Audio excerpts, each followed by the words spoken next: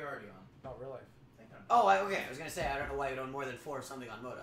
Oh. Okay, good. We're on. All right. Is that an outtake? Lit. All right, let's go. All right. So welcome to the Bearded Dragon Games web show, Passing Priority. We're holding lollipops.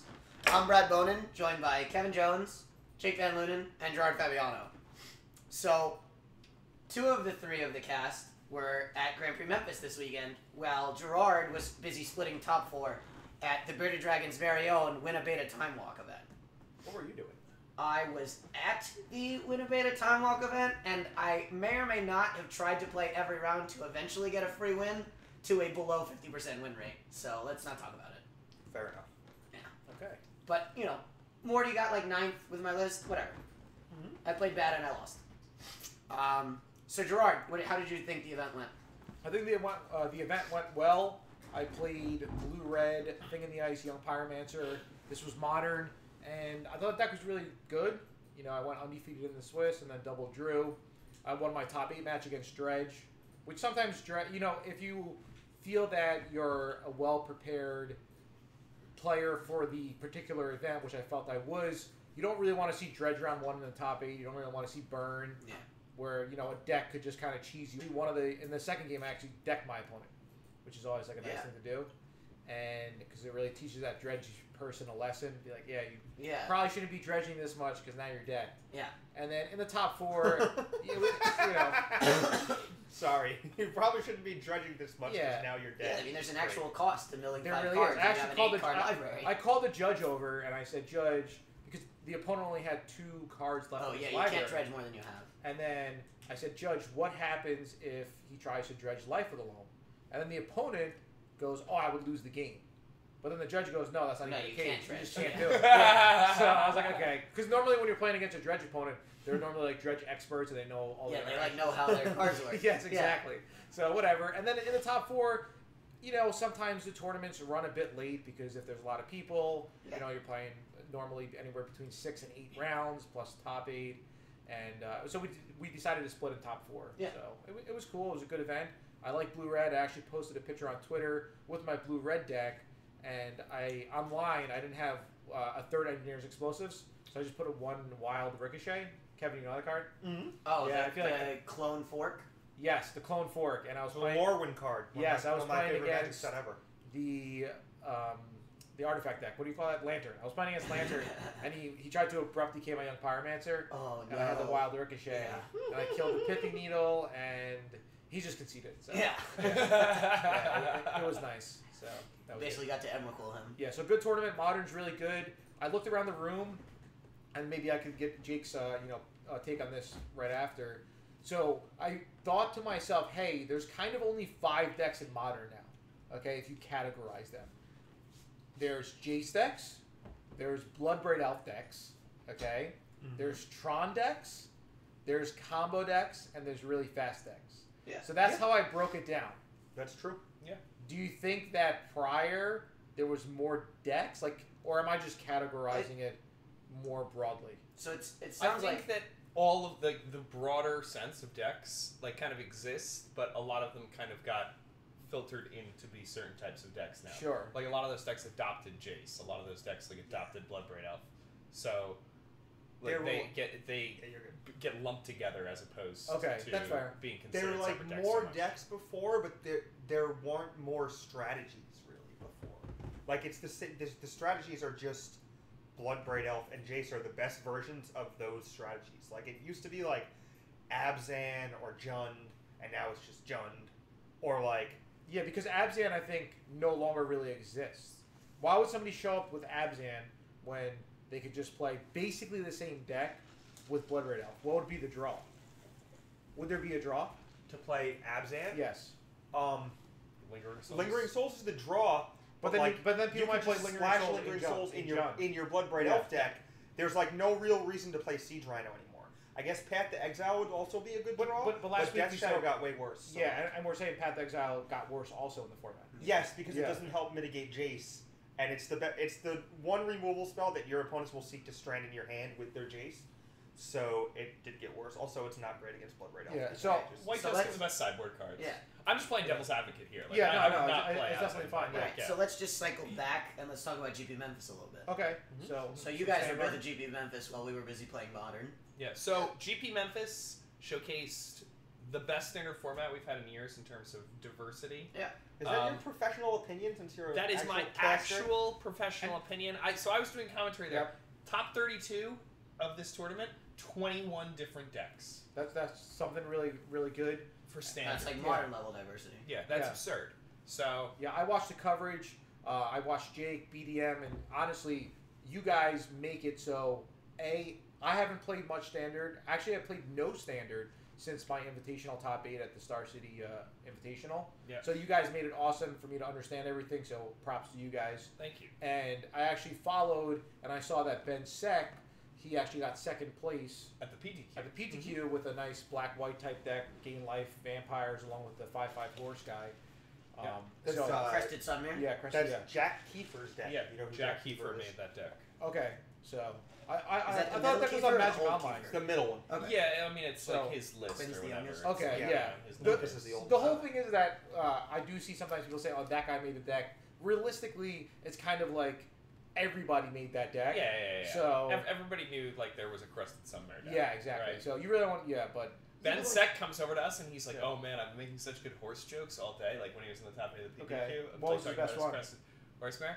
And then he before every time he started to tell a horse joke, Andy Cooperfast is there. I don't know if you know him. Yeah, and Andy of course, yeah. Cooperfast interrupted him and told a different horse joke. Oh, nice. And Andy's was funnier than his every single time. And it just kept on happening over and over. That's It great. was really funny. So really quick, back to Memphis. Last week on the show, we predicted how many people. I said about 1,100.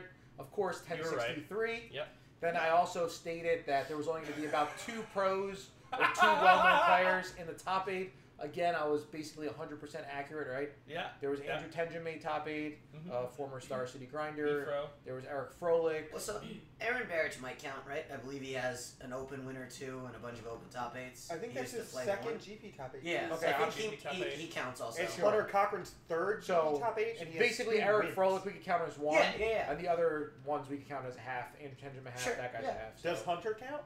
I don't know who Hunter is. He's from Long Island. This is his third GP top 8, I think. I and think he has it 2 might be wins. his fourth.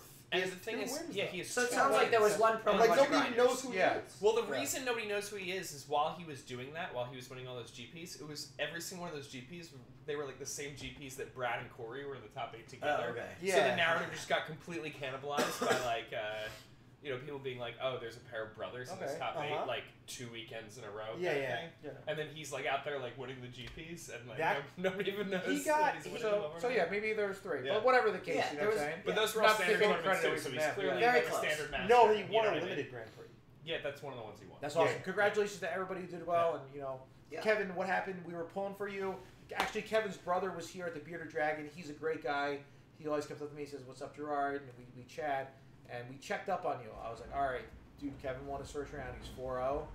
Kevin That was 3-0, yeah. or 3-0, yeah. And I then- actually played on and then- camera. and then we time saw- walked for the first round. and then we saw you were 4-1. So we're like, "All right, he's doing pretty Pretty good." And then Kevin 4-3. 4-3. Um, Okay. So it was not Did good. you play a last round, or did you just drop? No, I dropped. Okay. I don't know. I think that the deck I chose was fine. Actually, a list that was like 1 card off of my deck got 9th in the Grand Prix. What did you play? In the hands of John Pennick, Okay. who's a somewhat known guy from the Midwest.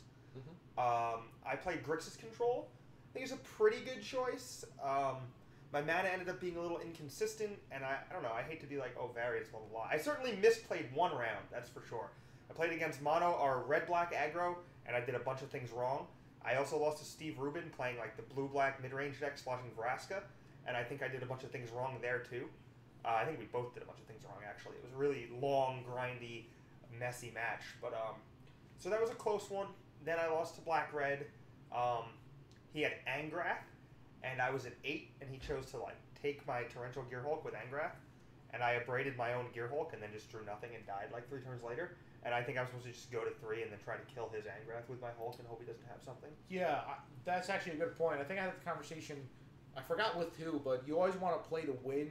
You don't want to play to not lose, and that sounds like you played to not lose. I'm the king of playing to not lose. Yeah. And I think that is kind of a bad way to go about my biggest flaw is that I play to not lose. Is it because you don't want to be a loser? Like, I'm not trying to be funny here. I wrote an article called Loser, and I think it was the best hitting article I ever wrote. Was it? Okay. But I think I am a loser in a lot of ways. It's kind of like a deeper conversation there with some other stuff that we could do a different week. Guys, if you have about 5 hours, listen, here's the deal. You have about 5 hours. The Kevin Jones. I want to need to hear all the reasons I suck. And we want to hear your feedback. Would you watch a weekly segment, okay? It's just me and Kevin. It's like one-on-one chat, me and Kevin, about like the mental, not even mental, just like the psychology behind Magic. And then maybe we'll play some games. All right, maybe we'll play a match or two. Like, we might just play one game and break down the psychology of the game. Would you guys like that? Let us know in the chat. I think it would be more fun to go over, like, a game that either of us played on coverage. Okay. And, to talk over that and break down and, what were you thinking and why. Yeah. And I don't know if we could do that. Oh, yeah, because of, copyrights and stuff. Yeah, I think they changed the rule on that. Interesting. But what we could do is we could play here, and then we could we could play here, and then we could go back and watch it. Sure. So we're watching the screen as they're watching the screen, and we're talking. We're like, all right, I did this because my thought process is I think you have that. I actually had somebody tell me that we should do that, and I told them I thought it was a terrible idea, and I feel bad for yelling at them. But okay. I think it's an okay idea. They wanted to turn this show. Their vision was to turn this show into that. Well, I think that's a separate show. I think it's a separate product, but I think it could also be not taking anything from Brad or Jake. If you guys want to, but I'm saying I think I'll play test with you, Jake. I just don't think the same people who enjoy this would enjoy that necessarily. So changing our show into this, I don't know. People want to win at Magic. I think mental fortitude, and I think letting yourself win, like going to a tournament and being like, I'm gonna win. Yep. Like the times that I've done that, I have won a lot more often than the times where I've been like, oh, I've got this deck that I like. Speaking of winning, and I'm truly grateful for this. I saw somebody posted on Twitter in the top 8 of Pro Tours or Grand Prix or Nationals, whatever the case, the win percentage of players, and you have to have a certain number of matches. And I was number 6th in all time, so that's something pretty cool.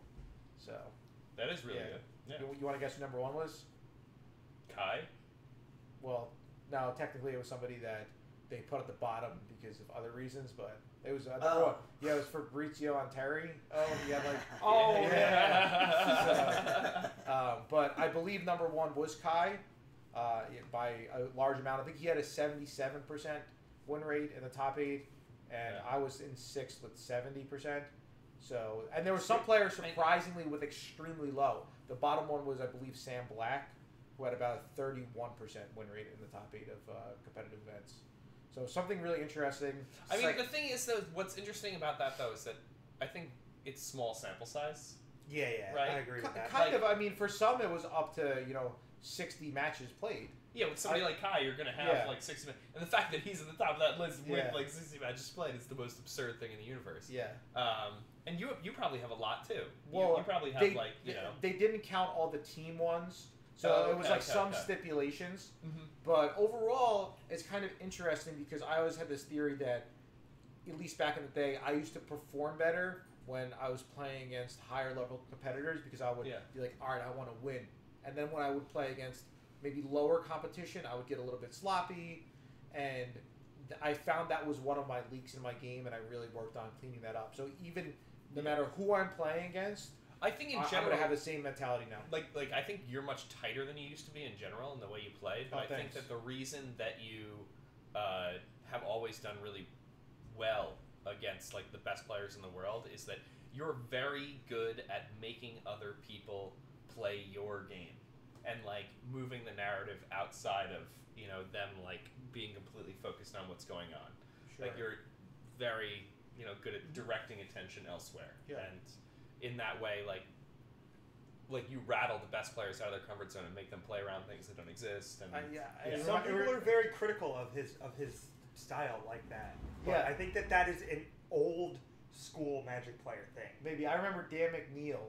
Dan McNeil was playing against Russ Harnu. This was way back in the day in the finals of a PTQ at Neutral Ground, and this was Tricks, where it was Necro. It was Donate. It was Illusion. Donate. Yeah. Sure. I want to say it was the summer of 2000. The I summer wonder of how many 2000. people watching were not yet born at that time. I think most of them were probably born because summer of You're 2000, 18, you're like yeah. 18, 17, 18. Yep. So regardless, I remember Russ Harnew played in Illusions, and no, it was actually Dan McNeil played in Illusions, and he donated it to Russ, but it didn't matter because Russ had the 4 mana or the 6 mana to pay, and he was just gonna pay and then attack with his creatures, and Dan McNeil was gonna lose. And He drew his card. No, Dan passed the turn, and Dan just screamed out, "I like ice cream!" And Russ just started giggling, and everyone started laughing. He's like, "Dude, you're just crazy." And then he drew his card and didn't pay.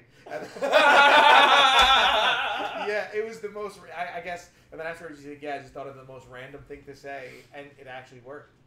It's like a poker thing, right? It's kind of like a bush league maneuver. Oh, I yeah. mean, would that even be legal? I think Well, it's No, not today that would illegal, be greatly frowned but upon. yeah. I think. But if you, I see. It's yeah. weird though because for me, like I kind of like those weird kind of things happening. I think it's funny for the game, and I think it's also like it's part of like when you play board games and like you fool like you're like you fool like the guy who like hasn't played the game as much to like make the trade with you, and then everybody else like finds out about it. They're like, "What happened?" Like those things are fun, and it's like good for the story, And it's like, "Oh, you landed on a boardwalk. Ooh, nobody wants to buy that." Yeah, And the guy's like, "Oh, okay, I won't buy it."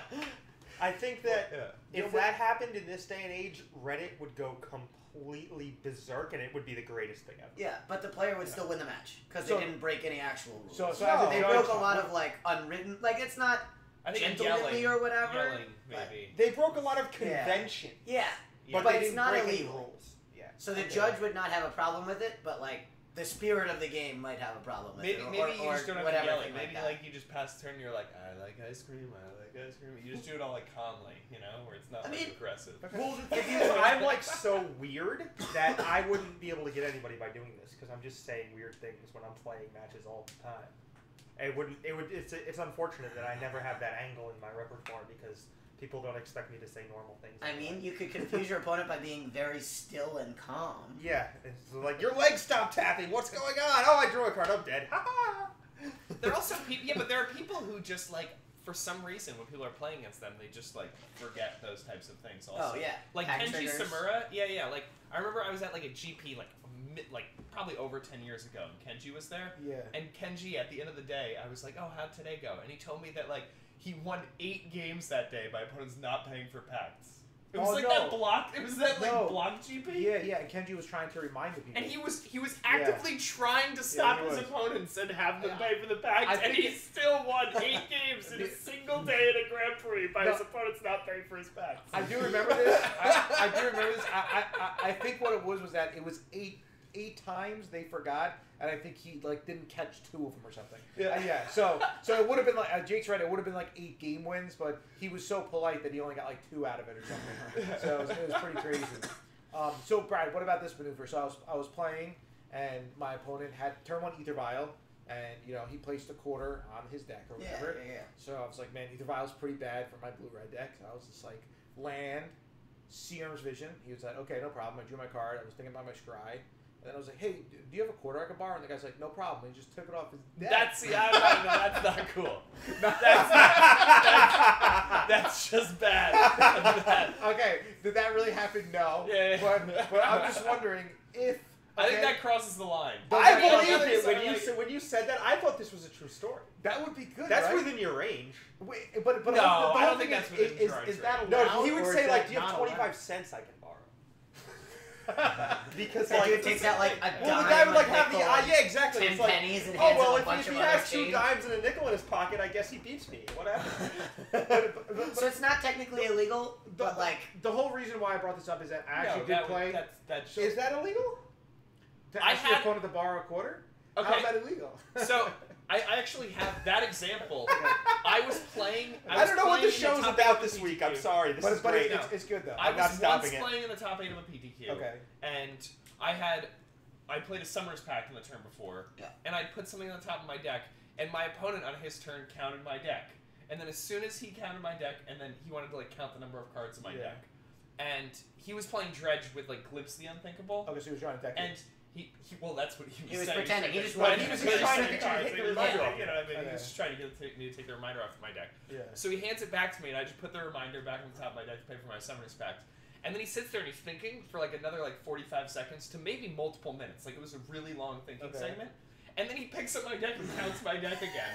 And then he hands my deck back. And I put the thing back on top of my deck. And he starts tanking again. And Adam Shaw, do you know Adam Shaw, the judge? I know Adam Shaw. Adam Shaw was like, you can't count his deck again. Like you can't, because he started to reach for it a third time. And he's just like, you can't do this. Like you just can't do this. You have to stop. So because he was just clearly fishing for of course the only way he could win. Yeah. Yeah. So the reason why I just thought of the quarter thing because I was playing against an opponent. He was playing the white, not a white. I'm sorry. He was playing humans. Yeah. Sure. Yeah. Okay. And he did go turn 1 Ether Vial. He did put a quarter on his deck. I did go turn 1 Searing's Visions. Obviously, I didn't say, can I borrow a quarter? Yeah. I just then said go. He took the quarter off. He then drew his card. He then played a land. And then he's just like, oh, I forgot my Ether Vial. Yeah. Okay, I didn't say anything. Yeah. And then he just said, it's too late. And then we continued playing. Yeah. And I would agree that it is too late. He Absolutely. already drew his card. Yeah, so within the rules, that's a mistrigger, and then you would have the option of whether you wanted him to have the ability or not. You would decline it. So basically, he's just shortcutted the judge call. Sure. So I give credit to my opponent for just manning up or women it up. And you're allowed to let them put the trigger on the stack, right? You have the option to, because if something like a Dark Confidant, they miss and they're at 2. Yeah, so that prevents people. You might be able to kill them, but if it's a case like that, you then have to do an investigation to figure out if they were actively trying to cheat or not. Yeah. So the whole point is that even with a reminder like a quarter on somebody's deck, they could still miss the trigger. Yeah. So it's kind of interesting how somebody put a dice. I think I would have let them put the trigger on this. Actually, no. They put the quarter on top of their deck, and it failed to help them actually remind it. I probably would not give them back their trigger. But if they just wow. Something Kevin wouldn't do? Kevin is more interested in this than getting their Twitter followers. Yeah. Well, no, if they just didn't put a reminder. I'm such an old person. I have a story getting for later. their Twitter followers. I have a story for later. I got you a Twitter follower on Magic Online. I And really was appreciate talking that. to me, and he was like, "Great match. It's really, really close. It was a pleasure to play you. What's your Twitter?" And I gave him your Twitter, and then I played the show for 3 minutes. But that person thinks that.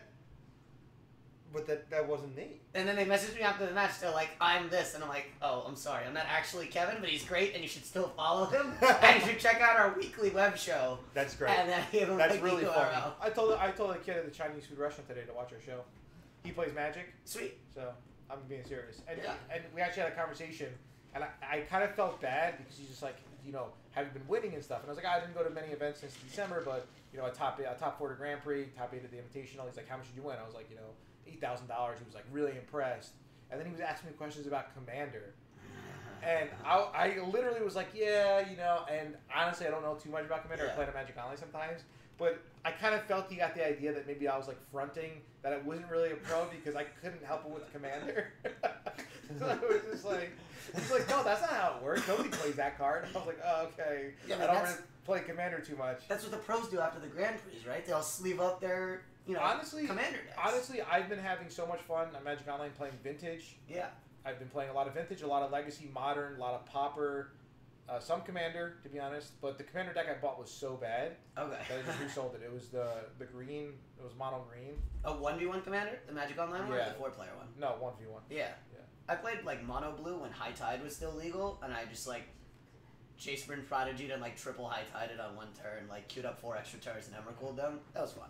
Yeah. So, and speaking of Pauper, shout out to the Bearded Dragon.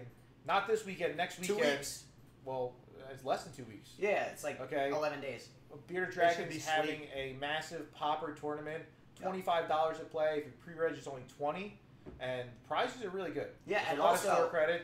I think we have some decks that we have the ability to build for you. Obviously, we have singles for Pauper, but I think we even have a few decks we may be able to lend out if you the store let has us know early enough. 5 or 6 decks that they're available so for rent. even if you don't know Pauper that well, I believe we have a primer video up on YouTube about a lot of the important interactions, and we also have decks for rent or that you have the ability to borrow if you're not sure if you want to buy into Pauper yet. But I can also tell you Pauper's a ton of fun, and it's not obviously it's Pauper. It's not that expensive. We have another video coming out too Sweet. within the next week or so that will be about some of the other big cards and Paupers. The first video is basically about some of the format staples and Yeah. why they're good, and just a little bit of a primer, and then the next video will be like another few cards. And that Pauper's fit that extremely cheap description. on Magic Online. I Preordain think or every Ponder? deck is under $100, and most of them are I'm under playing 50. 4 and 1 in my deck. I'm playing 4 Preordain, to be honest. Yeah, so I'm 1 Ponder. For Pauper? Preordain, 1 Ponder. I also We were played having this Preordain discussion over Ponder. before the show. This is Yeah. a big Pauper hot topic because he Brainstorm was is worse very than both. surprised that I think Preordain is better than Well, Pauper. my And I friend think it plays. is. My friend Rob think plays Preordain's like probably 600 better. matches of Pauper in the last month or two, and he's very much on the Ponder train. I don't really have an opinion. It's just that's a different player. I've Well, played Ponder- a I lot guess of matches both of of Magic them- in my life. Yeah. Functionally, both of them functionally like stop the brains, like unlock you from being brainstorm. Well, no. The No, point it's is not that about because in Brainstorms. Pauper, Brainstorm is worse than both because you only have Ash Barons, and that's Yeah. only if you're even playing it. Where every deck with Island still plays at least Ponder Preordain. Mm-hmm. Because they're very, very close in power level, and they're both better than Brainstorm and Pauper. I think Preordain is better in fair decks, and I think Ponder is better in unfair decks. I don't know. That's Yeah. not. That's we don't have Pauper on the Actually, docket don't- though. don't agree. I It think might be Preordain's might be better a in topic fair for decks, next too. week. Yeah. Preordain's a better card. Might be a topic for More next powerful week. All What right. about Serum Visions? How much less powerful is that card? They're not going to talk about it. Yeah. It's not even like in the same. Brainstorm, no shuffle is still better than Serum. Yeah, Visions. Preordain is like very, very good. Ponder's Yeah. very good. Preordain is like, Serum Vision is like way at the bottom. Like you would rather play like a sleight of hand. Serum Serum Visions is worse is than still Ops. really, really like- good in modern. Like, In modern, yeah, sure. I mean, that's because it's a necessary evil. But otherwise, if we had Preordain, we would not be playing Serum Visions. No, of unless, course not. unless you were playing a Miracle type deck. yeah. yeah. All right. So All right. so what else do we have? Anything else So for we Grand have- Prix Memphis? We have a sidestep topic about Standard in general. So, do we think Standard is on the way to recovering its numbers? Do we think that it was just Memphis happened to be a little bit out of the way and that's why attendance was a little low? Because the format's diverse and healthy. So why do we think there was a low attendance? So we really quick, and then Jake could go because mine's only a couple of seconds. The whole thing is that I think Standard is just there's a couple of aspects to it. One, if they want Standard to grow more, there has to be consecutive Standard tournaments. So people are like, okay, I'm gonna have to play Standard at this Grand Prix. If I want to go to this Grand Prix Standard, then this team, build up. I think that back in the day, John Zani had a theory where it should be like, winter is legacy, spring is modern, summer is standard, and break it up kind of like that, where of course there's always going to be other tournaments mixed in, but the main focus is, and I think that's a good strategy to use. So like PTQ seasons. Yes, that how they used to have it, but for Grand Prix and for like even maybe for Pro Tours, and then of course summer. Say if summer is standard, but you could have some team tournaments in there. Somebody will play modern, somebody will play legacy, and then winter it's legacy. It's like 3 legacy Grand Prix, 4 legacy Grand Prix. Everybody's hyped on legacy, and I think that would be a better way to build the formats because I think standard is going to be pretty low. I don't really see any local standard tournaments, anything people talking about it until maybe Dominaria comes out, and then people will be hyped on it. But the Grand Prix pretty low. The next Grand Prix in America is modern. Then there's another modern. There's some team ones coming up. So where does standard really fall? I think it's going to fall by the wayside. Yeah, I don't know. I think that this Standard Grand Prix was larger than previous Standard Grand Prix before the bannings. There's only 1063. I know it was not a very large Grand Prix. Yeah. I also think that right now the format is kind of in some senses licking its wounds because I think a lot of people are frustrated with the state of Standard. And the thing is, Standard right now is so good, but you have to get a new deck. Yeah. And it's also not clear what the format looks like. And everybody's been watching Modern. They watched Modern at the PT. They watched Modern at the GP 2 weekends before. They've been playing they've been getting excited about Pauper. That's been a really big talking point recently. And Standard is kind of this format that there haven't been many big Standard tournaments. There have been a ton of bannings in the last 2 years, and now people just aren't playing that much Standard. And I think having a bunch of Standard tournaments in a row will help that. I think the format right now is insane, and if we get more people playing it, it'll obviously people will be excited about it, and it'll be good. But right now, it's just a matter of getting people excited about Standard at all. But yeah, I agree with Jake. The only issue is that there's not many big standard tournaments in a row. That's the only issue. But that's because a lot of them were modified, right? Star City had a bunch of standard events that they had announced, and then they became team events because standard was dubious. Yeah. So I think the issue is that And wait, and Kevin, people- do you like my idea with breaking it up seasonal possibly? No, I don't want to do that because I work at a store and I see the store perspective, and the store perspective is that you don't want to be pigeonholed into having to push a certain format at a certain time. I think it's better to be able to be flexible and to push the formats that are the best for your business. So like if we had to run standard tournaments all summer when everyone's home from school, when Modern is by far our biggest market, that would hurt us financially. Well, that's just an example. We could have Modern summer, Yeah. and then in January, February it could be Standard, March, April Legacy. You know what I'm saying? It could be Okay, rotated, I mean, but it I doesn't just- have to be. It could be like a month. Maybe what happens if we just did a month? You know how we celebrate different History months or awareness months. You could do when a new set comes out, you could Dominaria launch party could be an entire month, and it could be a standard GP, and the SCG Opens would be standard or whatever. Okay. It would lead up to the PT. Sure. Maybe you could do it that way. Could we do if after the show if I post on Twitter, hey everybody, let's make April Legacy month. Let's make May Popper month. Or January. Sorry, January. Could this be a thing? Could the Magic community come together and say January is Legacy, and of course, and then it would stop halfway, and then you could still have tournaments, but you celebrate that is month. that there are a lot of people. I'd say Yeah. a very wide group of Individuals? encompassing group Okay. of Magic players Yeah. are people who specialize in a particular format. Mhm. So when they see this month is going to be the month of this They format I don't play. check out, and I want to keep They're all like, these players yeah. invested. Well, they could still go Okay, to the so local stores. Let's Yeah. shelf this discussion for a little and let's see what Kevin's opinion on the actual question was. Oh, sorry. Sure. Yeah. So I basically think that standard is good, Okay. but it is not discernible from looking at event results outside of this one specifically, because this one was very obviously diverse and very obviously a good tournament with good games. I played a lot of good games too. I even played against decks that I don't think are any good at all Okay. and lost badly. So that might be that. I think that's a good thing, because that means that the format has powerful things that aren't conventionally accepted as powerful. I lost to a Naya Monsters deck, and I would never voluntarily play that. But the player is really good. Gerard, you know Matt Tumovich, right? Oh, I do know Matt Tumovich. He's a local player. Yeah, he crushed me in the PDQ with a bizarre Naya Monsters deck. Ari Lax was playing Yeah, Nine that deck. Monsters. That deck. And I think Ari almost top-aided with 9 Mhm. Monsters. Yeah, I Yeah. just think that deck is terrible. But I'm obviously wrong, which is cool. What was the white for? Cast out and Ixalan's Binding, And there's an Ajani in the board, right? and a Johnny Unyielding. 2 Is that the Unshiny name of it? Unyielding in the main.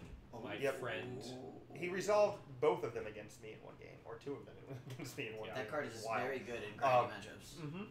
But yeah, so there's That that. card might actually just be good in standard right now. So I think that It's worth exploring. I also lost to black-green with a deck filled with removal spells, which means that they have depth to their plan. Yeah, I mean, it's not conventional for me to That do was similar to the deck that top aided, right? It's just that all of their threats become must kill when all the pieces Oh link yeah, up well together. just think he's playing Hadana's Climb in his deck, right? I mean, you're still playing Blossoming Defense Yeah. and a bunch of cheap threats, right? I think his deck was great. And the Sultai deck? Yeah, Yeah. The because- 504 MTG kid? yeah, Yeah, because- I went to dinner with him at the last Pro Tour. He's a cool dude. Yeah, definitely a nice kid. Yeah. Happy to see him do well. Because Hadana's Climb turns all of your threats into must kills once they have Hadana's Climb double real power real and nice. flying. Yeah, Every exactly. time somebody cast that card, it looked real good in standard. Yeah. I think it's good. I think Pummeler has some legs because of Well, Hadana's Climb too. I don't even think you want to play Pummeler. I think you just play Bristling Hydra. And But do you think that Yeah. deck struggles from the same problems as the other existing builds of things like Pummeler, where if you draw too much of column B and your creatures are dead, or you draw Blossoming Defense at the wrong time, you can just have a bunch of duds in your hand? Or do you think? I mean, you look at Aaron's list. Aaron has 3 Climb and 2 Blossoming Defense. It's not like you can draw It's that's just not half part your of his deck. deck. It's But- not some yeah. stuff. You know what I So mean? then, do you think that there just weren't enough people playing it? Because he's the only copy of Snake that's in the top 32 or top The 64. Snake deck I played against was It's a a known generic quantity? black-green deck. So if it Well, I think Snake without the blue is quite bad. okay, I also think that the list that I tried, the blue Snake list, the Sultai Constrictor list that I've tried, did not look anything like Aaron's. And when I saw Aaron's list, I was really impressed. okay. So I think that Aaron may have found a better list than other people. I like going into that tournament. I thought that was a very bad deck choice, and then I looked at his list and was like, "Oh, this deck looks real good for this tournament." Well, so he's also just like a little creature aggro master. I'm pretty sure he has an SCG Open win with during, Abzan like, aggro. cons. With Abzan aggro, yes. With, I like, top 8'd that tournament. 2 of the Convoke pump spells in his deck. Oh, I He don't know if like he won that loves tournament, one but drop tricks. He did have Gather Courage and Become Immense in his Yeah. Abzan aggro deck. He also played Brave the Elements at some point. He Like beat as a me 4-0 at 7-0 in at a a Grand different Prix. standard format. He beat me at 7-0 at a Grand Prix with Abzan aggro featuring Mardu Strike Leader. Oh, that's a spicy The one. dash guy? Yeah. The Seven- dash guy that 7-0 like leaves in a a Grand clown Prix. behind. That's like a legitimate record. He's great. Yeah, I like him. He's very innovative. good at turning creatures sideways and having a plan throughout the whole game. He knows what his outs are from turn 1. But anyway, I think that this is a. I don't want Standard to die, but I think it's trending towards dying. I think people aren't invested basically after the bannings. I don't think it's worth chicken littling. I think it'll. Do you come think the back. challenger decks help? Yeah, I think like No, I don't everybody's think saying the same. I think the Challenger decks help. I think the challenger decks help a lot. I looked at them and I was like very surprised at the number of playable cards versus unplayable cards. It's like 6 bad sideboard cards and like 57 of a playable 60 main deck. Like these are very, very close to Grand Prix decks. Yeah, they're just they You're just, only like, have, missing some one of the mythics. premium. Yeah, mythics. but, like, You have all the good rares and like usually you'll take one of those decks out to like an event and like half your cards do nothing. Yeah. Like a pre-con commander deck or whatever, like half the cards are bad. You can like There's buy like a no bad Challenger cards deck. in these decks. Well, the whole thing is that these cards will be bad once Standard rotates, and the issue Well, of is course, but yeah, Standard doesn't rotate till December. Yeah, but the thing is like to get more people to play Magic. I think the number one thing is just the marketing aspect of it. It's not hey, Okay. there's a new product, because if you want more competitive Magic players, if that's your goal. If that's not your goal, that's fine. If your goal is just to sell Magic packs, come out with these challenger decks, that's awesome. If they're going to sell, whatever the case may be. Okay. But if you want more people at your tournament, it's all it is marketing. That's what the world really No, I think revolves around. availability is important. I think that the fact that somebody can just go and like buy like this prepackaged thing and like go play in a Standard tournament is going to make them much more likely to play Standard than the person if they playing had to like. I think it needs to be buy supported all the way up, cards. though. Yeah, like I think it's a good shot in the arm format. I the like vast majority of Grand Prix players are not like grinders who will go to everything. The vast majority of Grand Prix players are players within like a 6-hour drive of the Grand Prix location. I think you want Just draws. like dads on a weekend out. Some of them, and just the like, thing is, they like, play at players local who are an stores hour and away. stuff. Yeah. And like, if they don't play Standard locally, like, way less of them are going to go to the Grand Oh, Prix. yeah, you need If the there's- FNM if to pipe Standard in. is not supported on a local level, like, and doesn't succeed, then like some of these people just they're just going to go to the Grand Prix and play like the modern 4-rounders, and just Or the pauper side events. exactly like it's insane. Like Yes. half the people I talked to, not half the people I talked to, but a bunch of people I talked to over the weekend. I met a lot of people. It was a good time. It was awesome. I had a lot of fun in Memphis despite not really winning anything. We ate barbecue together. Yeah, we did. We had a good time too. It's good. Jake is a treat to be I around. hear Jake dinners are legendary. But a lot of these people were just like, "Oh, no, I'm just here for side events." I'm like, "Are you playing Modern?" And they were like, "Yeah." Yeah. Like, this is wild, man. What is going on? So Okay. let's cycle to our What topics do we have left? We the have viewers don't go down? our staple topic, Okay. top decking with the pros. Are we doing that one featuring now? Okay. featuring the Legacy format this time. So I think this is the first time we're covering Legacy It might be. So a quick rundown. This weekend there is a Star City Open in In Worcester, Worcester, in Massachusetts. Worcester, which is about 3 hours from New Jersey. Yep. Obviously, if you're in the Boston area, you're pretty close. It's like 20 Philadelphia, minutes, you guys kill. It's in the northeast. I think it's going to be a pretty large because normally, Worcester area, Philadelphia area, New York, New Jersey has a lot of legacy players. I don't think it's going to be overwhelmingly large. I think it's capped at 700 or 800. It's probably most of them are capped at 9. Yeah, most Okay. are normally kept at 9. I think it's probably going to hover around like the high 600s. So it's not. I don't think it's going to reach the cap. So I think it'll cap, so I'll be wrong again. I think Yeah, the you last will be time we wrong had the once Legacy Open in not quite Richmond, so about the same distance but a little bit further south, I think there were like 700 players. And that was about 2 months ago, so it was a very similar Legacy format. No, it was in DC. It was in DC. Sure. Okay, but it wasn't really DC. It was like It was 40 minutes I don't outside know of if it Yeah. was DC. DC Oh, or I know not, what you're but- talking about. It was in Dulles. Yeah. yeah. Which is about 40 minutes south. And yeah, I think think there there was was about 680. That's where the I think airport it was is. around 6 Dulles something. is the airport. Yeah. around 600 or so. So I think it'd be Excellent similar indoor to that. basketball. Yeah, it probably will be similar to that. That's High- where we you know, played. medium Yeah. 600s. Yeah. 640, 660. Yeah. Marshall. Whatever the 'Cause case. Legacy is basically the same format as it was then. There haven't been any bans. There haven't been any like real shakeups or Yeah, new Legacy's a prints. good format. You Yeah. can basically play anything you want. I've been playing a lot of Legacy on Modern. All right. And, you know, we'll go through the decks. Mhm. We'll give a brief overview, Kevin, Yeah. of each deck. So Yeah, sure. Say yeah, it this is our staple We've segment. got like 5 decks / archetypes. I And we're yeah, just gonna I go feel through like we should all have a time limit, maybe like 30 seconds. Sure.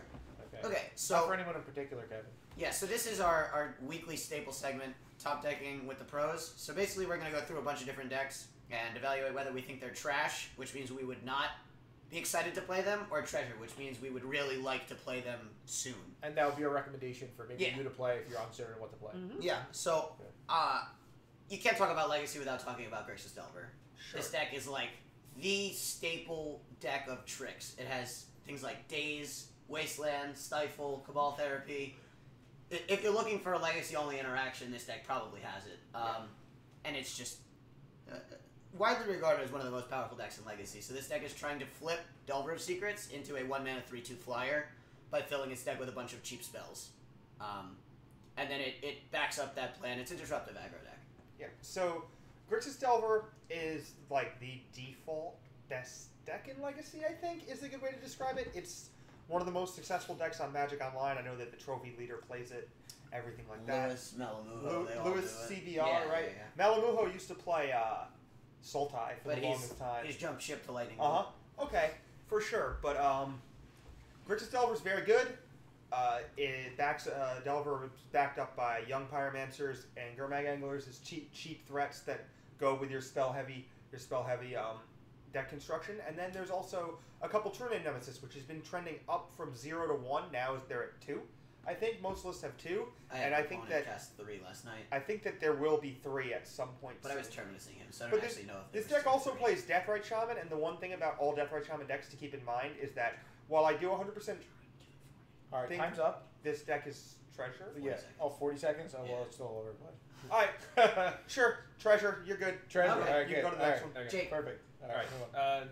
Dex Treasure, really good against combo decks. Punishes people for being on the draw. When it wins die rolls, it's like insanely hard to beat. It's Deathrite Shaman deck. I think you want to be playing a Deathrite Shaman deck right now. Treasure, definitely. Okay, good. That was Sure. quick. 15 seconds. The deck's definitely strong. There is a few ways you could build it, and it's also difficult to play. So don't just think like, oh, haha, I have my nut draw of turn 1 Delver backed up by Daze. You could still lose those games. Sideboarding is pretty difficult, and since it is one of the most popular decks, if not the most popular deck, it does have a target on its face. Yeah. So it's a good deck, of course, but you got to really be well prepped in it. So treasure, but be careful. And the mirror is tough to navigate, so make sure you know what you're doing. Yeah, and also really quick, it's just like if the opponent has something in particular, you could just kind of fold to that. Yeah. Like a resolve sneak attack. You're Yep. not going to really have to Oh, out yeah, that. yeah. Or You- Jace if you don't have a lightning bolt. You or fight. Yes, exactly. You almost exclusively fight battles on the stack. If there's something in play you can't beat, you've already lost. Unless it's a smaller creature, that lightning bolt or something. Yeah, but that's not something you probably. Gurmag can't beat. Like, in yeah. the mirror is really problematic. Yeah, so let's play like a dismember to try to be able to combat And, that. and there are going to be some hate cards against you. Yeah. Resolve Like- Blood Moon like is absurd. Blood Moon, Chalice Relic, Void. Chalice, all these cards tough. Yeah. Back to Basics is a huge one Right. from the Yep. Miracles. I've deck. actually found that Blood Moon's a lot better Blood Moon's a because lot if they're better. under back to basics, They they can get daze, Lotus Petal out of yeah. their land and they can daze to pick up their critical Yeah. cards. Yeah. Yeah. Okay. Whereas Blood Moon just locks them out of all their. Sure, other sure. cards. You know, Blood Moon is insane. All right. So speaking of a deck that beats up on Delver, up next we have lands. So this deck plays like 35 plus lands. It's like really just trying to assemble Dark Depths Thespian Stage combo by utilizing things like Light from the Loam and Exploration, and it also packs 3 to 4 Ghost Quarter and 4 Wastelands. So if your mana's not developing quickly or you're not putting threats on the table, it will delete your lands. Yeah, and you'll be locked out of the game. Yeah. There is another version where The Turbo Depths?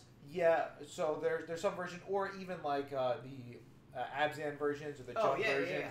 where the decks do play like 28 lands. Those but, are like but any lands deck, 4-color loam decks, right? Yeah, but Yeah, the but- core is like Gamble, Light from the Loam, Punishing Fire, Dark Depths, yeah. Thespian Stage, and 1 Tabernacle. exactly, and there are some Vampire Hexmage versions. Yeah, that's But- usually Turbo Depths though. Yeah, exactly. Yeah. So, but Turbo Depths or like the Jund or just pure lands, all of them you're seeing probably a minimum of 28 lands. Yeah. I don't think I've really seen any of the lands versions less than 28. And- Even the ones with Knight of Reliquary Yeah, and Dark yeah. Confidant. And the way that you can tell whether it's probably a Turbo Depths deck or not is the presence of something like Urborg, which makes their Hexmage much easier to cast unless their Dark Depths actually produce mana. Sure. Some lands lists play Riftstone Portal to Yep, get to they the do. same end game of making their utility lands generate mana.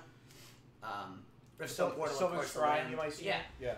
Riftstone Portal, of course, a card that I think makes green or white mana for pain when it's in play, but if it's in your graveyard, all your lands make rainbow. All your lands make green or white. Green and white. Oh, yeah, okay. Green and Okay. white. Yep. So definitely something really interesting. So, Kevin, really quick, what do you think about I all think- version of lands? I think lands is treasure as a macro archetype. I think that the one that's the most treasure is the actual lands deck with the lock and like 30 some lands or whatever. The David Long deck, if you will. Yeah, lands. Jody Keith, etc. That deck is treasure. I think that it's actually a graveyard deck in a lot of ways. So Graveyard Hate is a great way to combat the deck, but they're also their counteractive hate and corrosion grip and stuff like that is really good at fighting that. So I think the deck is really good, and I would not advocate that someone plays it if they never played it before because I think it's very incredibly hard. difficult to play. But it's treasure for sure.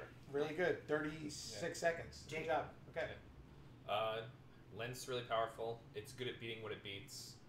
It actually has game against just about everybody. I like the fact that this is a deck that used to be awful against combo strategies and now is pretty reasonable. I mean, they can race with Dark Depths, and their disruption has become a lot more powerful. I think Graveyard Hate is good against this deck. I think an important thing to remember when you're playing against this deck is to aggressively use your Relics and or Tormod scripts because they're usually playing Crossing Grip, and a lot of the time they'll get you, and like before they get like a big graveyard with all of their tools, they'll Crossing Grip you, and I think sometimes even if you're just removing one or two of their tools, it's worth it. So use your Graveyard Hate aggressively when you're playing against them. Really You good. also can 40 get- seconds. You also can get tricked if you wait too long because of the cycle lands and how that interacts with Dredge. Absolutely. Yeah, I actually think this segment could be good. It's like top decking with the pros in 2 minutes or less or something. Okay. You know, that's a good Yeah. marketing. And then I think we should do a segment where it's like 3 tips. So like 3 tips from Kevin for whatever We upcoming can figure that tournament. out for, That could be for good. next time. Okay. We got to do your 40 seconds. Oh, my right? 40 You already well, used 28. The whole thing is that I don't really have a segment because I agree with both Kevin Okay. and Jake. The deck's good. I don't know who said it, but if you've never played the deck before, Yeah, and don't you're just- pick it up. Yeah. well, Like, you're don't gonna pick it have up to- for a yeah, GP. You're gonna have to or start a- someplace. Yeah. The best place to start, Magic Online.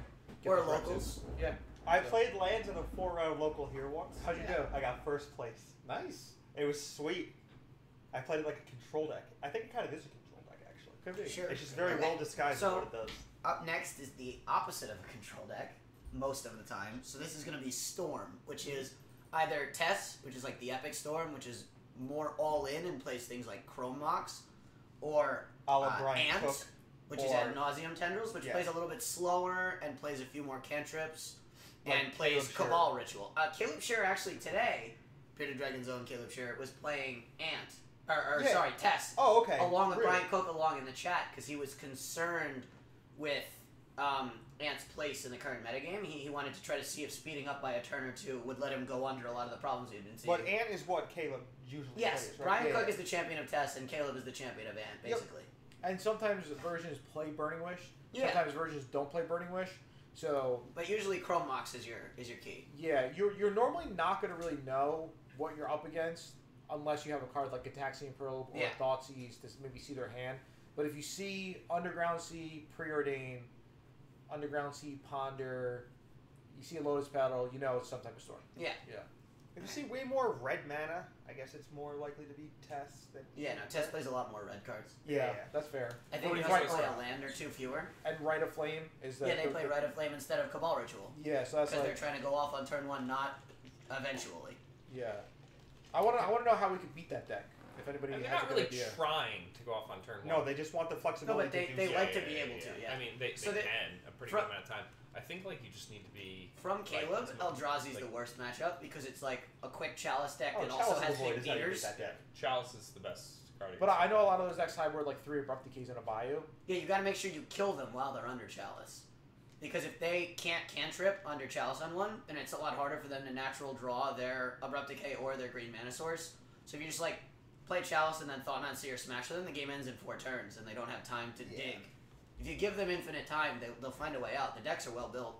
The other thing is that I think these decks might be pretty well positioned right now. I guess I'm going first, but one of the main reasons I like this deck right now is that people are playing reactive disruption, like cards like Force of Will and Daze. Those are much more popular forms of disruption right now than Thoughtseize and like discard spells. You'll see greater numbers in decks. And when you're playing against Storm, you want that proactive disruption. Like you don't want to try to be like forcing to stop their combo. Yeah, You're gonna lose. Like so, I think that because of the way people are being reactive right now in Legacy, that makes this deck stronger. But that can oscillate back and forth. Yeah. All right.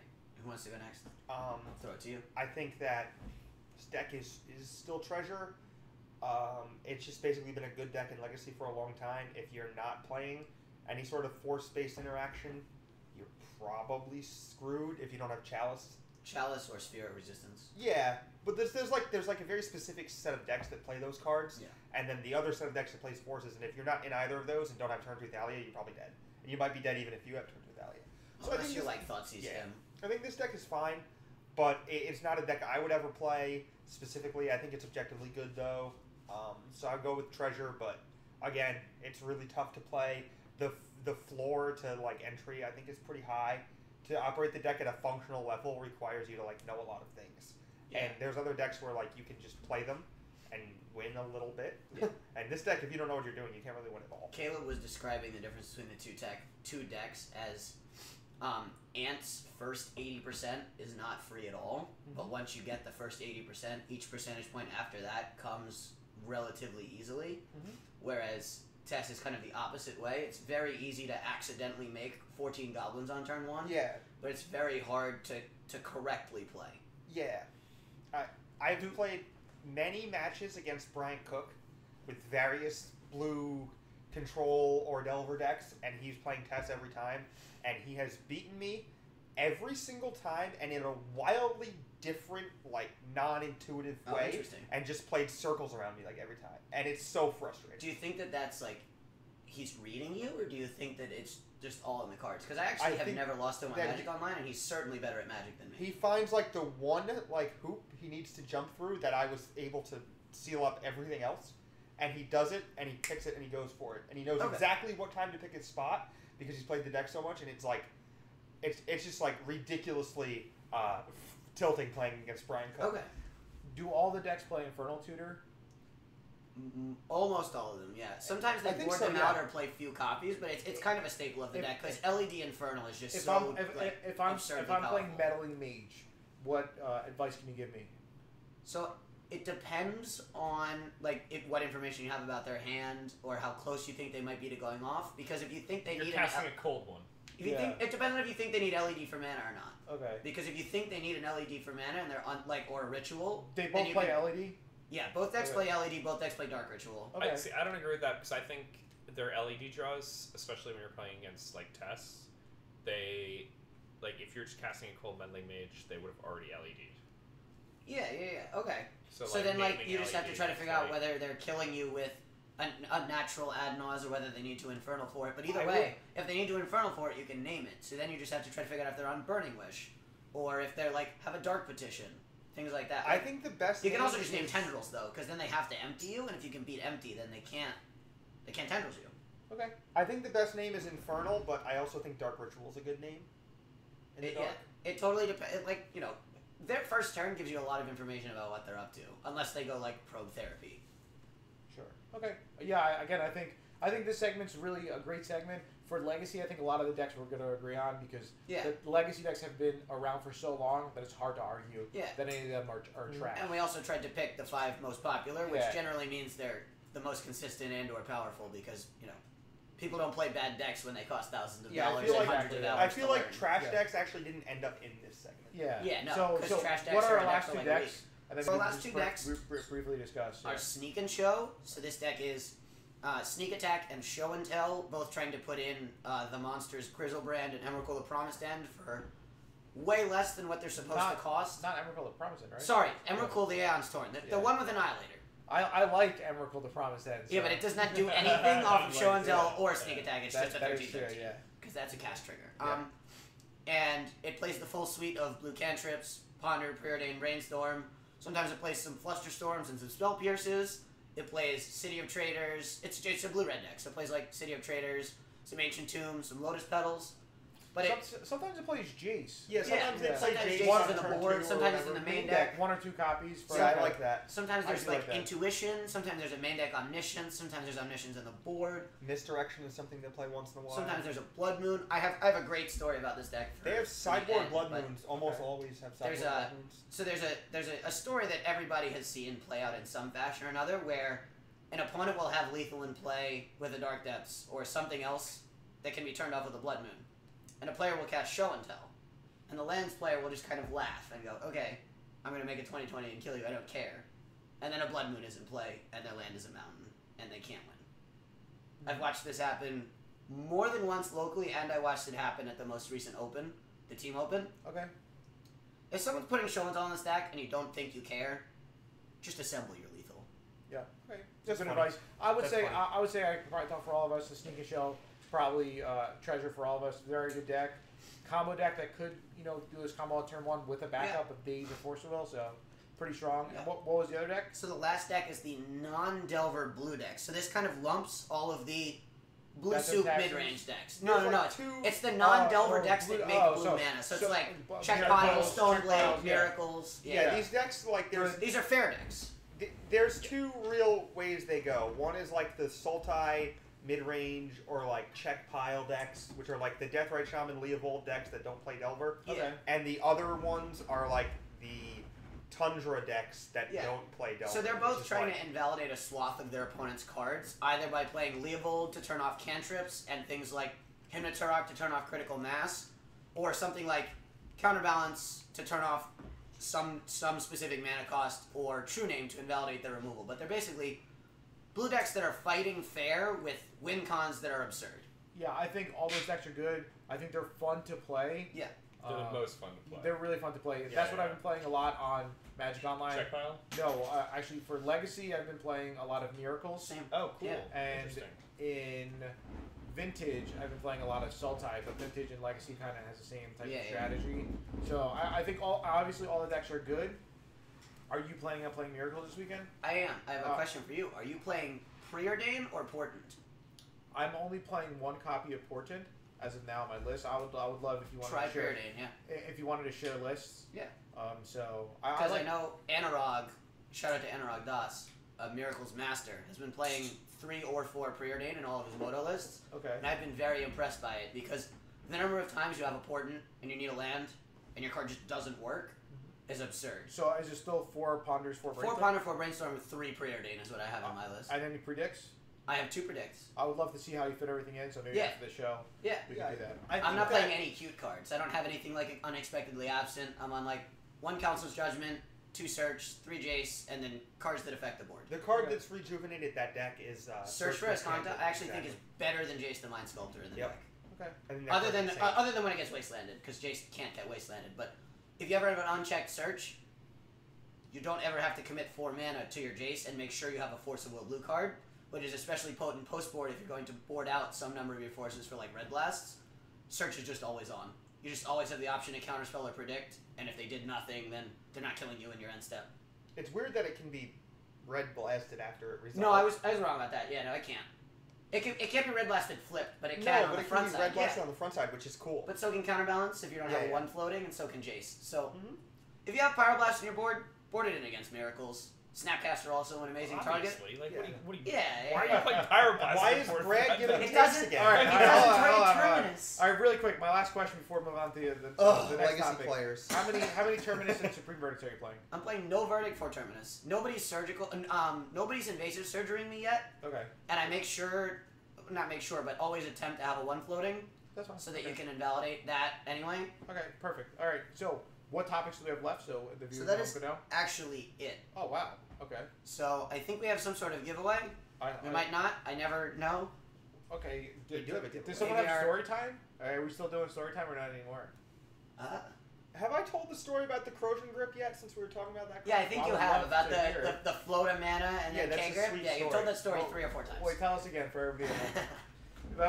This will get you a lot of Twitter followers. Yeah, this will also happen while behind the scenes we're getting The some winner. stuff taken care of. So this is Yeah. perfect. So we're gonna do a giveaway. We're not sure yet. we the talked prize. about both of these cards today, so I was inspired to talk about this story, Sure. which is We one of love my the favorite stories. Break down what the cards do first, since we've talked about these So, cards a lot. We want them to get the story. One player is battling with the Legacy Hive Mind deck, which plays the 5 and a blue enchantment Hive Mind, which says whenever you play or whenever a player plays an instant or sorcery spell, each other player copies that spell. They actually cast a copy, which is they important. cast a copy. Yeah, Because yeah. otherwise the packs wouldn't do anything. Yep. So or may cast a copy for free or whatever. Yeah. So It's not May. No, they they have cast. to. they have to. Yeah. That's right. Yeah. Sorry. And they have That's to the target. important part too. Yep. So they have to cast a copy, and they so the deck would win by using Ancient Tomb and City of Traders to put Hive Mind into play, either with a hard cast for 6 or with Show and Tell, and then they would cast Pact of the Titan, and you would get a 4/4 giant, but you would have to pay 4 and a red on your upkeep, or you would lose the game. So that's how this deck would win. They backed it up with Pact of Negation, and the other guy is just playing a mid-range Bant deck from Legacy from about 7 years ago. It was a deck that had no Force of Wills in it. It was just a super strange, mediocre mid-range Bant deck. Played Thalia. No, it just played like Zenith, Knight of the Reliquary, Sylvan Library, Jace. It won a Grand Prix, but either way, the Grand Prix that the Bant deck won, the matchup in the finals was actually Show and Tell Hive Mind deck versus the mid-range Bant deck. But this the situation in question happened earlier in the day, and it was the same matchup. And the Hive Mind guy put Hive Mind on the stack. Bant guy had a Noble Hierarch, a Wasteland, and a Tundra, and some stuff tapped.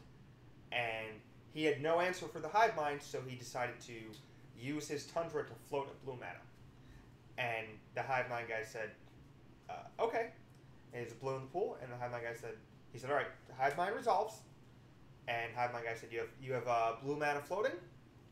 And the Bant guy said, yes. And he said, okay, combat. And the guy said, okay, tap my Noble and my Wasteland, Crojan Grip your Hive Mind. Yeah, he passed priority for no reason because he wanted to get the mana floating spent. It's just like a Hang up cool on little out. trick, and I really like when next level things end up working out. So I have a story. Also. That's a sweet story. Yeah. That's a good lesson. People, Good lesson. you better can win learn. games You that better way. learn your lesson. You better, It's like- you better it's like learn what- how to use your If you person. have the It's ability like to what win, you do guys it. said about how Gerard likes to distract his opponents by thinking about something or making them. That's think not a about something distraction. That No, is that's just like next leveling. that is wise. Yeah. It's the That is ultimate a distraction, though, wise- right?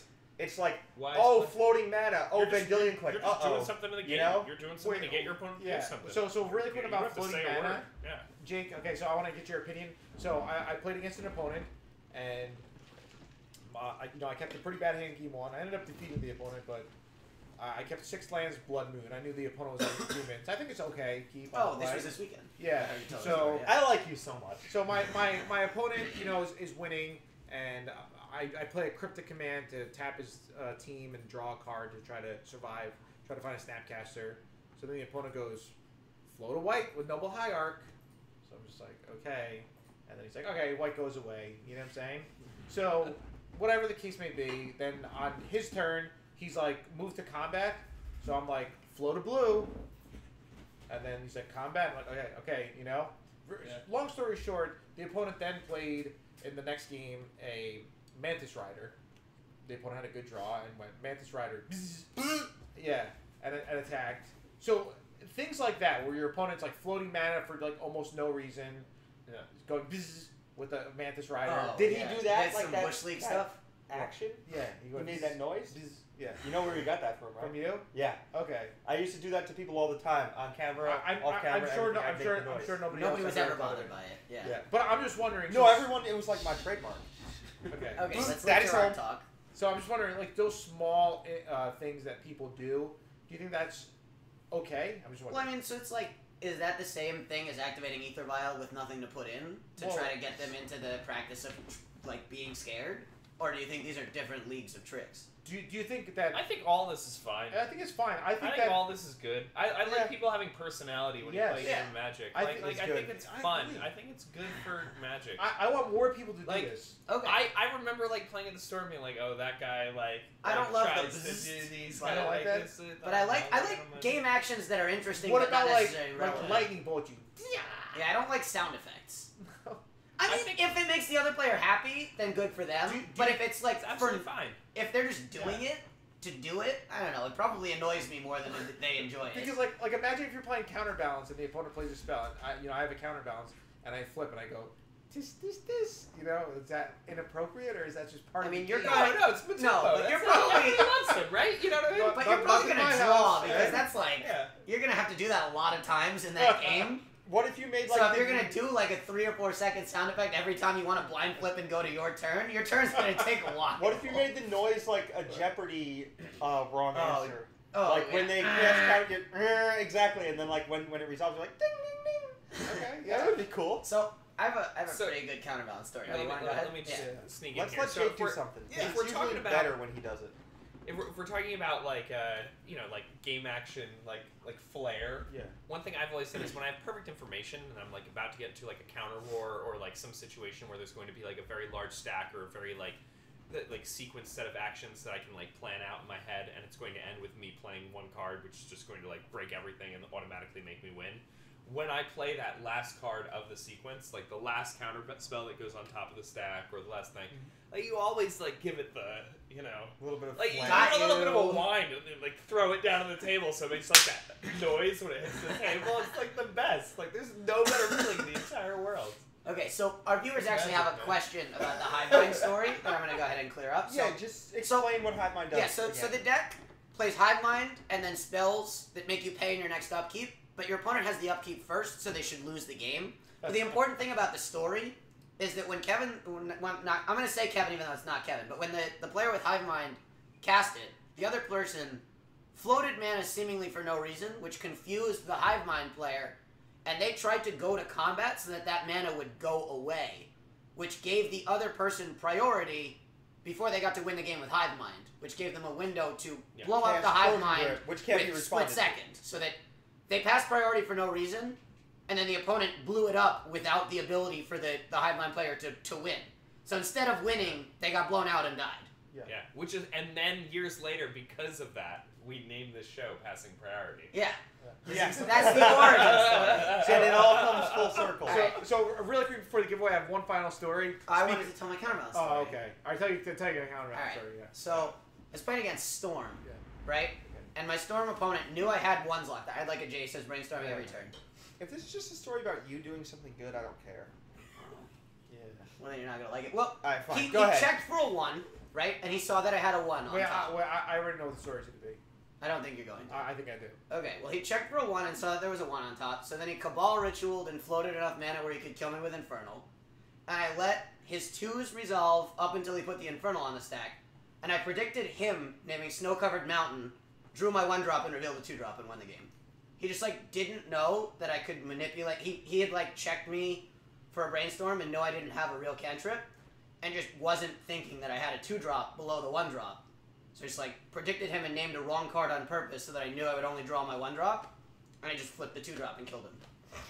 That's cool. I think that you messed up not naming Humpus Wumpus when you predicted it. Well, you have to name a real card, and I don't know what that is. Or Black Lotus. Yeah, So you Black have to name a Lotus. card legal in the format. Also, you can't name Lotus in Legacy. Do you? Yeah, you have to name a card that's legal. When do they? make that rule? With most cards that name you, I think it's broken on Moto, but you're supposed to need to name a card that's legal in that format. I don't know. We got to check with that. Okay. But overall, I would say medium story. I don't want to hit any stories. You know, Brad, we like you. My friend played Ad Nauseam a lot, and he used to Spoils of the Vault, naming like some random thing that doesn't You know what? That's a exist. good story. But I kind of felt that's what something was going to happen. Okay. Where, Yeah. Or like you didn't really have a 1 on top and you let everything resolve and then you finally got his like good 1. I Yeah, thought about doing that too. But all right, my story's not that good.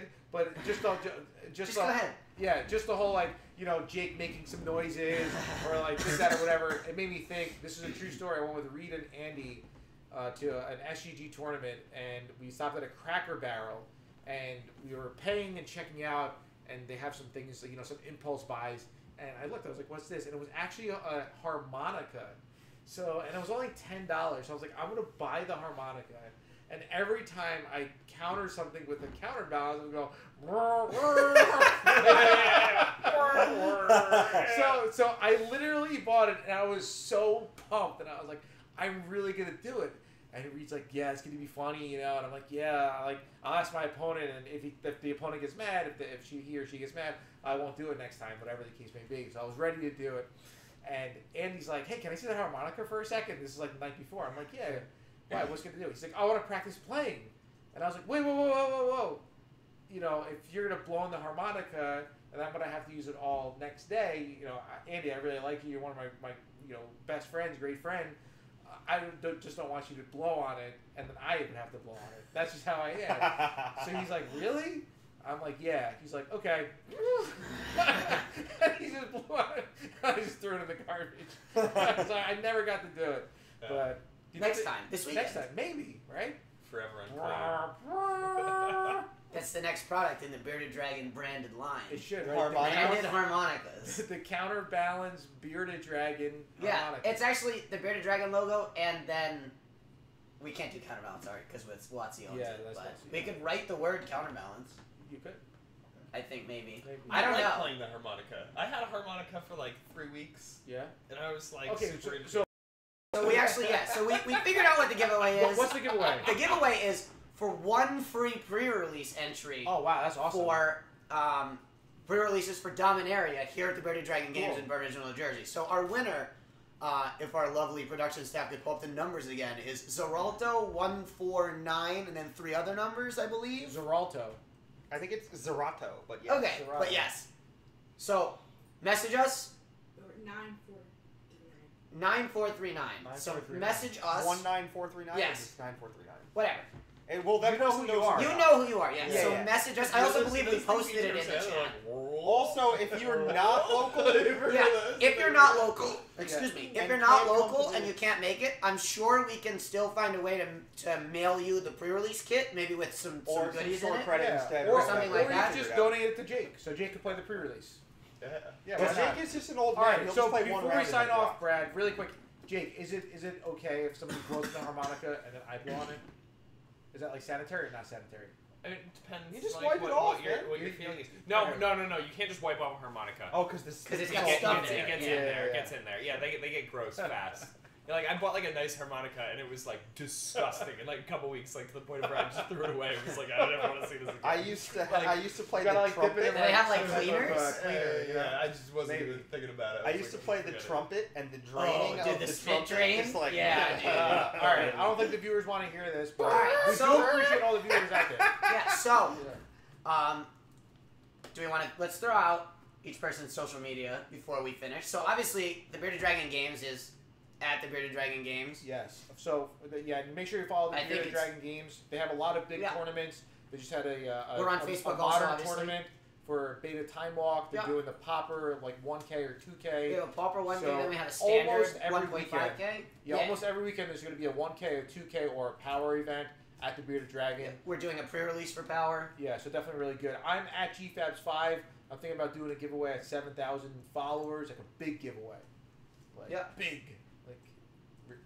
Yeah. So make sure you guys follow at GFabs5. I would appreciate it. Yeah. Jake? Yeah, I'm at JVLTMS. Less than 25 lifetime tweets. Over 3,000 followers. That's like a really good ratio. That's a good conversion rate. Yeah. Oh. And Kevin? At KJ vs. the Highway, less followers than Jake, way more tweets, life is pain. I mean, I got you that one follower. Yeah. So. I got you that one. No, I got like almost 2,100 right now. Things are looking up. My Alright. star power is I rising. have you guys so Especially crushed. since that Facebook thing. Brad's going to sign us off. Yeah. Not by our name, but by our Twitter handle if he remembers all of them. Sure, well, I already knew all 3. Okay. So it's at Catch of the Day, Good. Exactly. at You got to make them up. Let's go. Luna Van Lunen Sr., Yes. and, I don't know, really famous pro guy that shows up 3 hours late. Yeah. All right. Hashtag that. Alright, and I am at Brad Bonin. I have 0 followers, so there you go. Do you really have 0 followers? Oh, yeah, and I'm following I one don't- thing, and I think it's just TBD. I don't know anyone who would want to follow you, so that That's makes a lot great. of sense to me. I don't use Twitter. I made it for, like, a school thing, like, years ago. They just told me to get my name, so I was like, all right, I have it, and then I can use it to look at other people's tweets. That way, in case you were famous, no one else would be the first Brad Bonin. Yeah, sure. I mean, there's like a bunch of doctors and lawyers that are named Brad Bonin. If you Google me, I'm like, you have to put MTG in, and I'm still barely